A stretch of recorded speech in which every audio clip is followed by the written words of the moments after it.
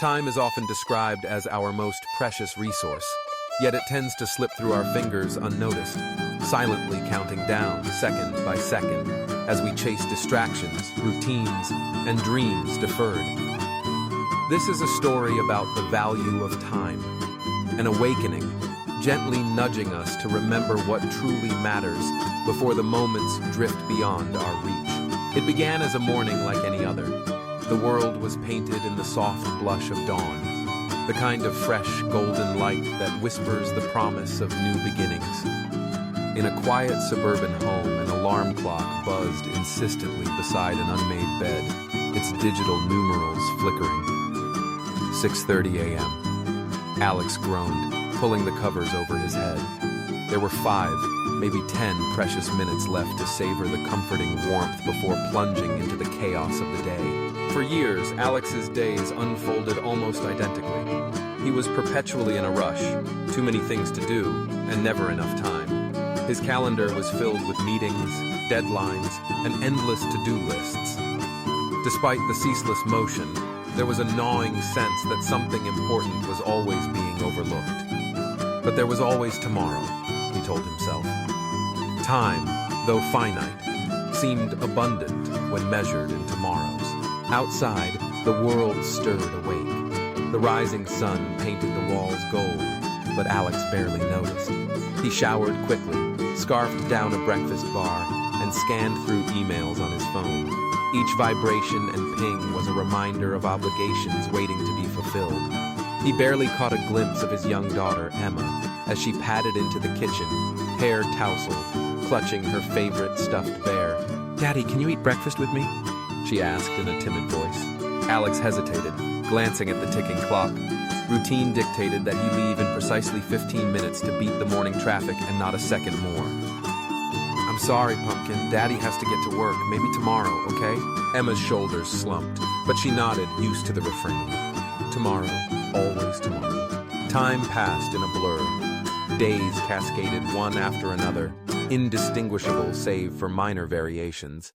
Quick hugs at the door, hurried phone calls to aging parents, goodnight kisses placed absent-mindedly on Emma's forehead when she was already fast asleep. Then, one afternoon, a sudden thunderstorm rolled in, shaking Alex from his routine. Sheets of rain battered the office windows, and the power flickered uncertainly. With none of his usual tasks available, and nothing but the drumming rain for company, Alex found himself idly scrolling through old photos stored on his computer. There were dusty snapshots from college, fresh-faced and full of optimism. Family vacations where time seemed endless, each moment a treasure. One photo made him pause. A beach sunset from 2 summers before, Emma's tiny hand clinging to his, her face illuminated by laughter. He realized with a start that he could barely recall the specifics of that day. What had they talked about, walking along that shore? When had he last taken the time to simply be present, to inhabit a moment fully, without thinking of the next task, the next meeting, the next tomorrow? A knot formed in his stomach. He remembered reading somewhere that the average adult spends less than 7 years of their life truly living in the present. The rest goes to planning, worrying, or regretting the past. Was he, too, letting life's credits slip away, unnoticed and unrecoverable? That evening, perhaps because the storm had thrown off his schedule, Alex came home early.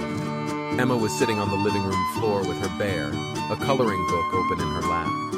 The television chattered in the background, but she looked up as he walked in. Her eyes widened in surprise.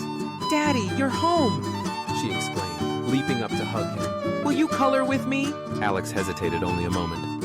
His mind automatically began calculating things, emails to check, bills to pay, dinner to prepare. But instead of retreating to old habits, he knelt down and picked up a crayon. For the first time in a long while, he allowed himself to become absorbed in something so simple, so present. He listened as Emma chattered about her day, her hopes, her favorite color, the silliest animal at school.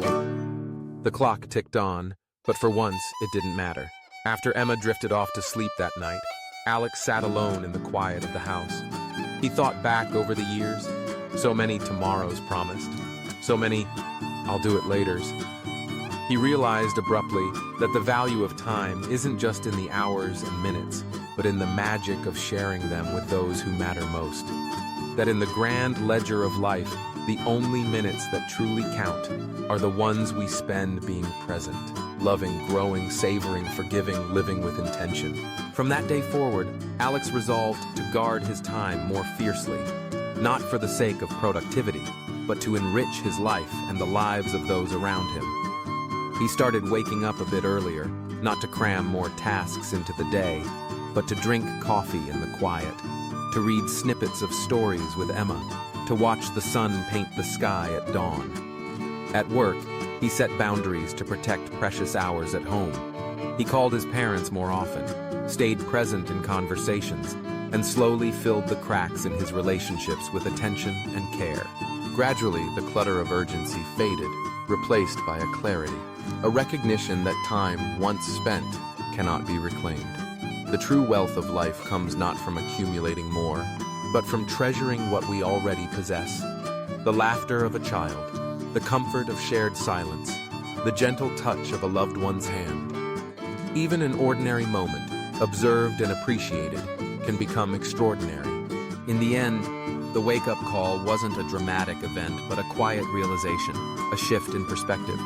Alex learned that every day is an opportunity, a gift wrapped in the unassuming paper of routine. The clock will continue its relentless march. Tomorrow will always beckon with new opportunities, but today is what we have. To squander it is to lose far more than just hours. It is to lose the very substance of our lives. And so, whenever Alex found himself tempted to rush, to postpone, to promise later, he would pause, look at Emma's smiling face, and remember, the greatest gift he could ever give was his undivided presence right now. In honoring that gift, he finally understood the real value of time.